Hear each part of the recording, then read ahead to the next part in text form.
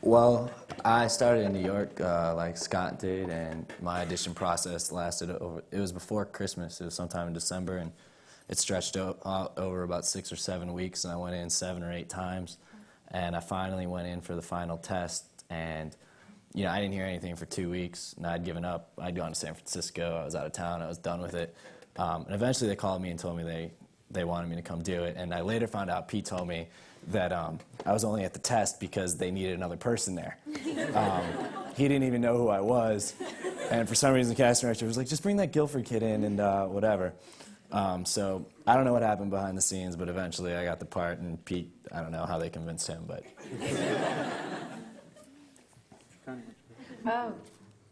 Well, it was a little different. I mean, hi. I auditioned a long time ago for the movie Friday Night Lights in a really small room with a casting director. Did you know? I don't remember. Yeah, they sent you a tape. They sent you a tape because Pete. They were already in Austin. Cocaine. Yes, I know. And so they sent a tape to Pete, and after some hemming and hawing, he finally cast me in Friday Night Lights movie, and that was really cool and great. And I got to work opposite Billy Bob Thornton. Y'all are familiar with him, probably.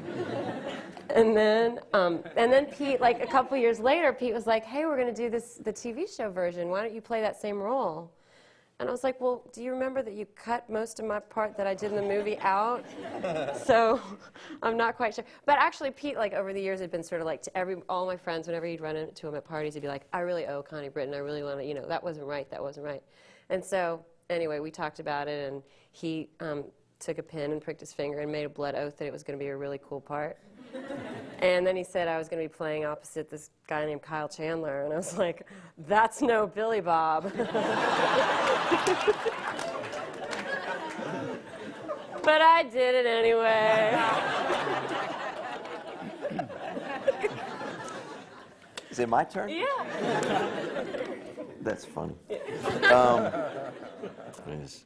Mine was, we just had an initial meeting. I was on the lot, and Linda Lowy, the casting director, said, you got to get over here. And I guess she had to, from the story I got was she had to talk you into seeing me because you knew about me. He's too young, get him. So I came over there and... You were in your Grey's Anatomy suit. Yeah, I was working on Grey's Anatomy, so I was in my bomb outfit before I blew up. And we met, and then we just had a conversation with the, you asked me about it. It was just a conversation. It was a nice conversation. And then we met again at another restaurant where I first met Minka.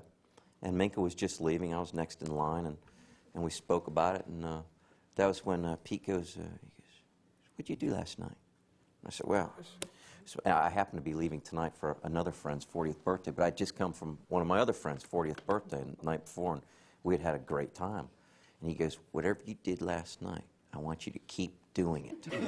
So I went home and said, listen, honey, here's what I was told I have to do. I have to smoke a lot of cigars, drink a lot of wine, and watch a lot of football. So, and that's sort of how it happened to me. But it was just like I think everyone would admit. I mean, everyone's saying how gracious the process was for rehearsing.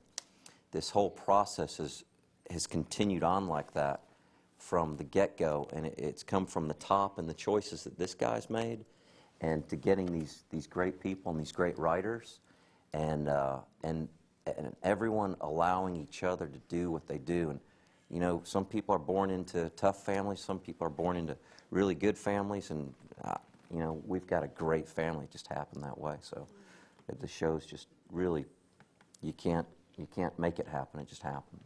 Mm-hmm. It seems like chemistry is a word that's often thrown around in TV. Actors have good chemistry with each other, but with you two, it seems like is it something that kind of you worked on or right away when you first met on set, or kind of talk a little bit about that? Connie pretty much demanded a third of my paycheck. Just like any good wife should.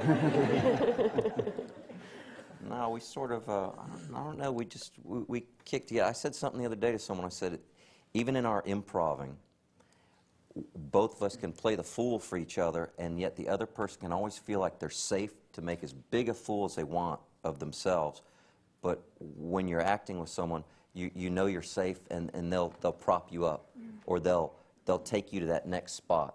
So it's always fun and exciting. It just happens that we're two actors that click in a neat way like that it's, you know, I'm very fortunate, and I know she is also. We did. We got lucky for sure. Had you known each other before the show? at all? No, we met the first day on the set when we were going to shoot a scene. We Hmm. just met in the trailer. I mean, you guys have both been on shows in the past, several shows. Do you kind of tell these guys that shows like this don't come around that often? That it's Yeah, like, all the time. you know, you really got to be appreciative?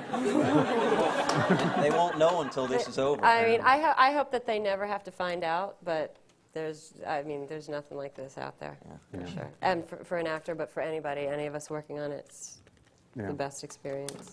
What about, anybody can answer this, what's kind of like the experience of working in Austin, kind of being away from LA? Is it a good thing? Is it a bad thing?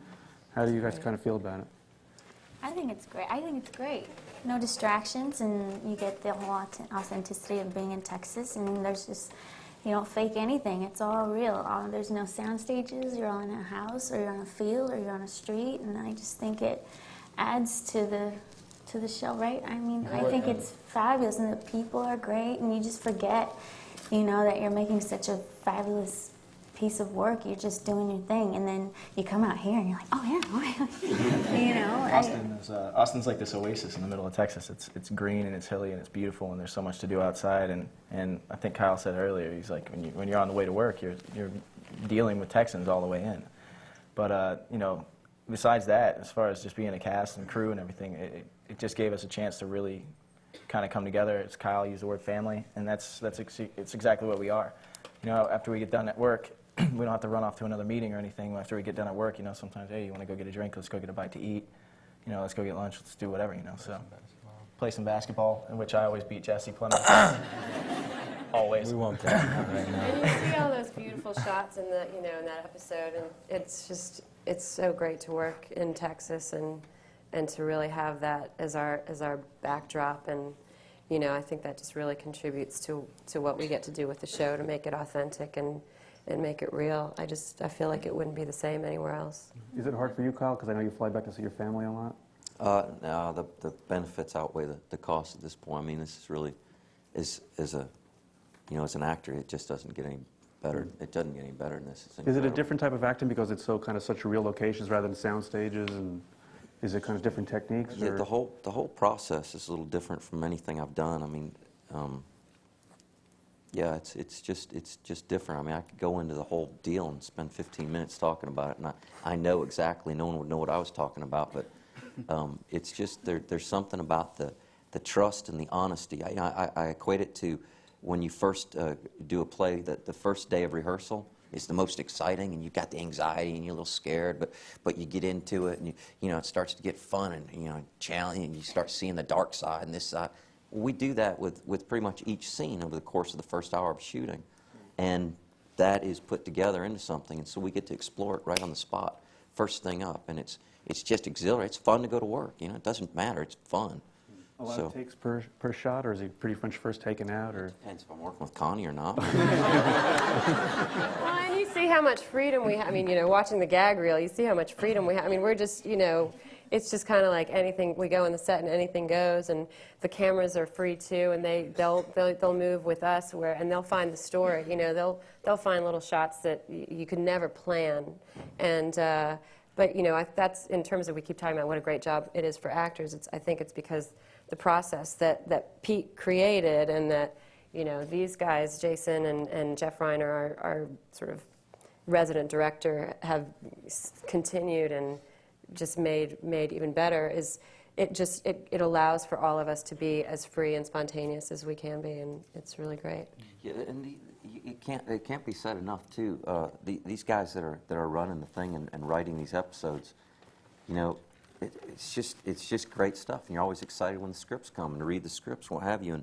And again, it's just like the football team, if you will, but it is a hell of a great team. And you know, everyone shares. And I've never been part of something where I've worked with people that are in charge, that are so giving of themselves and so giving of their work, to share it and let it be shared. It's really stunning. It's a very brilliant. it's a very fluid process. One of the things, one of the times I visited Austin, one of the camera operators came up to me and said, Heather,